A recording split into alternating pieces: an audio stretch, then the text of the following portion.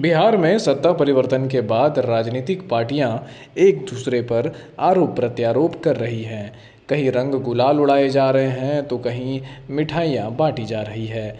इससे इतर भारतीय जनता पार्टी मुख्यमंत्री नीतीश कुमार को कोस रही है, आरोपित कर रही है कि नीतीश कुमार ने जो किया है वो जनमत का अपमान है। इन सब के बीच बिहार की जनता इस नई सरकार के बारे में क्या सोच रही है, उन्हें नई सरकार से कैसी उम्मीदें हैं, इस पर हमारे संवाददाता ने अलग अलग ज़िलों में कुछ गैर राजनीतिक लोगों से बातचीत की। लोगों को युवा उप मुख्यमंत्री श्री तेजस्वी यादव से उम्मीदें हैं।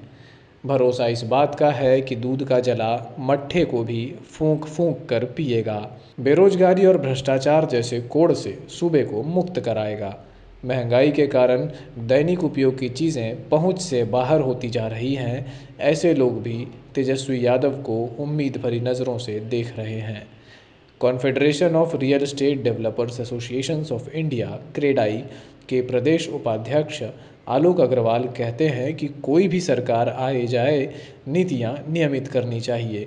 बीते दिनों बिहार में उद्योग पर काफ़ी फोकस हो रहा था, वो फोकस बना रहना चाहिए।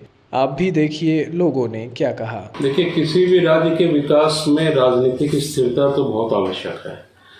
जब भी सरकारें बदलती हैं तो उनकी प्राथमिकताएं बदल जाती हैं, कार्य करने की शैली बदल जाती है। और जो आज के समय में बहुत महत्वपूर्ण है कि केंद्र और राज्य का रिश्ता भी बदल जाता है, क्योंकि जब तक ये सभी चीज़ें नहीं रहेंगी तब तक विकास की बातें हम लोग थोड़ा मुश्किल हो जाता है सोचना। व्यापार उद्योग की बात करें तो एक आम जन होने के नाते, एक व्यवसायी होने के नाते हम लोगों की ये उम्मीद रहती है कि जो भी सरकार आए, जो भी सरकार नहीं आए, पार्टियां बदलती रहें, सरकारें बदलती रहें, लेकिन उनकी नीतियां एक रंग से चलती रहें, उनमें निरंतरता रहे, ताकि कोई अगर पॉलिसी सरकार ने बनाई है, जैसे पिछले कुछ दिनों में हम लोगों ने देखा था कि उद्योग के मामले में बिहार में काफ़ी फोकस हो रहा था, एक माहौल बनना सा लगा था कि बनने लगा है। कई सारी प्रोत्साहन नीतियां आई थी टेक्सटाइल पर, लेदर पर, स्टार्टअप पर। तो हम लोगों की ये उम्मीद रहेगी कि उन सब पॉलिसीज़ को और आगे ले जाएगी सरकार। भागलपुर की बात करें तो स्मार्ट सिटी का काम कुछ अब लगने लगा था कि शायद दिखे। कई इंफ्रास्ट्रक्चर प्रोजेक्ट्स, NH के प्रोजेक्ट्स या 4 लेन के प्रोजेक्ट्स, ये सब हम लोग पढ़ रहे थे, देख रहे थे कि कुछ बनेगा। तो हम लोगों की ये उम्मीद रहेगी कि इन सब बातों पर काम आगे निरंतर चलता रहे। फिलहाल जो हालात हैं और जिस ढंग की बात हो रही है 24 की तैयारी, ऐसा नहीं लगता कि पॉलिटिकल जो एकाग्रता है वो 24 की तरफ मुड़ गया है? देखिए, राजनीतिक पार्टियों को तो चुनाव जीतना उनका एक महत्वपूर्ण अंग है, उनके एग्जिस्टेंस का वो एक मूल कारण है कि भाई चुनाव जीतना। लेकिन उसके अलावा जो सरकार में रहते हैं, जो सरकारी पार्टी रहती है, उनकी एक बहुत बड़ा दायित्व है कि वो गवर्नेंस भी दें। तो उनका ध्यान अगर कहीं चुनाव पर है, चुनाव जीतने पर है, तो लेकिन उससे ज़्यादा ध्यान उनको गवर्नेंस पे भी देना होगा, क्योंकि गवर्नेंस से ही तो फिर चुनाव जीतने की भी बात निकलेगी ना।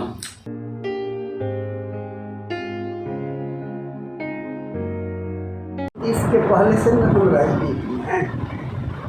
नीतीश तो 74 के बाद जो है मतलब आए, हम लोग 62 से डॉक्टर राम मनोहर लोहिया के साथ कर रहे हैं।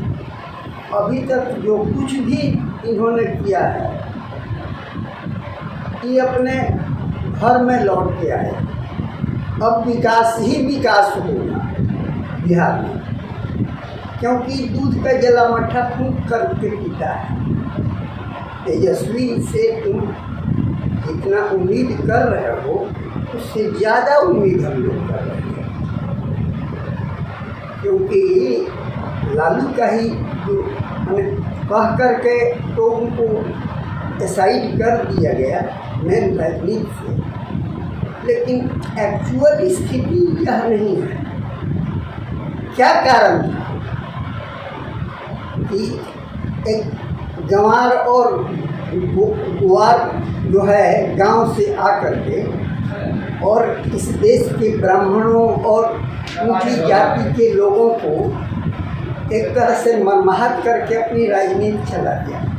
तो इनको राजनीति से मतलब नहीं है, लेकिन इसके पीछे जो है पॉजिटिव कारण है। वो हमेशा जो है कभी पिछले के पक्ष में रहा। मंडल कमीशन वाली भी जो बात आई है बिहार में, उसमें भी वह तो आवश्यक है ना। कुछ मुट्ठी भर माने लोग जो है एकजुट हो करके और अपना चला रहे थे। ये गलत बात थोड़े है कि 60% लोगों को, तो ये तो हम 62 से नारा लगा रहे हैं कि पिछड़े 500 में से हमारी जाति जो है वास्तव में हम भूमिहार हैं।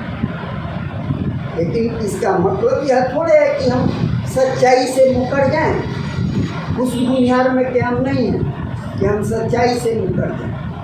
ये जो उथल पुथल हुई है बिहार राजनीतिक में, मेरे ख्याल से नीतीश कुमार जी ने अच्छा फैसला किया है। अगर मध्यवर्ती चुनाव होता तो शायद जनता पर और अतिरिक्त भार पड़ता। अभी अगर देखा जाए तो महंगाई इतनी चरम सीमा पर है कि लोग कोरोना से जूझने के बाद ऐसा लग रहा है कि अब महंगाई से जूझ रहा है, और महंगाई के कारण कई लोगों की जान भी जा रही है। और जहाँ तक मुझे लगता है, कहा गया है महाभारत में, परिवर्तन ही संसार का नियम है। तो सरकार बदली है, लोगों की उम्मीद भी जगी है कि हो सकता है इस महागठबंधन से कुछ जनता को फैसला हो, जनता के हित में फैसला आए, जनता के जो बेरोजगार बैठा हुआ है उन्हें रोजगार मिले। जो महंगाई आसमान छू रही है, कुछ उस पर कम तो नहीं किया जा सकता है, लेकिन कंट्रोल इसको जरूर किया जा सकता है। नीतीश बाबू और तेजस्वी बाबू का जो भी मिलन हुआ है, इससे जनता का तो कुछ उम्मीद जगी है, लेकिन इतना इस पर कितना कार्रवाई किया जा सकता है ये तो भविष्य में निर्भर करेगा।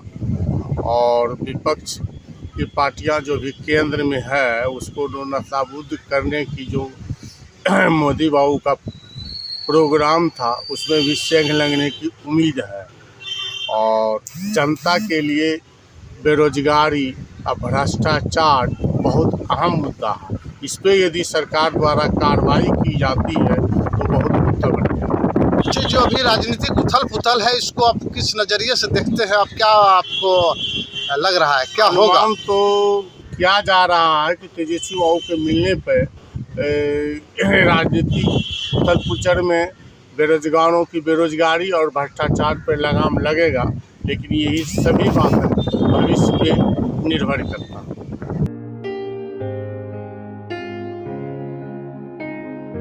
जो बौद्धिक जनमत है वह जनतंत्र से खफा है, इसलिए कि जनतंत्र में जिसको अल्पमत है वह मुख्यमंत्री बना हुआ है, और जिनके पास बहुमत है वह उनके पिछलग्गू बने हुए हैं। यही गलती बीजेपी ने किया, जो अल्पमत वाले को मुख्यमंत्री मान लिया और बहुमत वाले को उसके दरकिनारे कर दिया। वही गलती फिर दूसरी बार हो रही है कि जो बहुमत में है राष्ट्रीय जनता दल वह दरकिनारे हो गई है और अल्पमत के वाले को ही सरकार बना रही है। यह दोनों बीजेपी और ये राष्ट्रीय जनता दल यह साबित कर चुकी है जनता के सामने में कि हमारे पास में कोई योग्य मुख्यमंत्री को उम्मीदवार नहीं है। इन दोनों को सरकार जो अभी बनी है ये अच्छी सरकार चलेगी।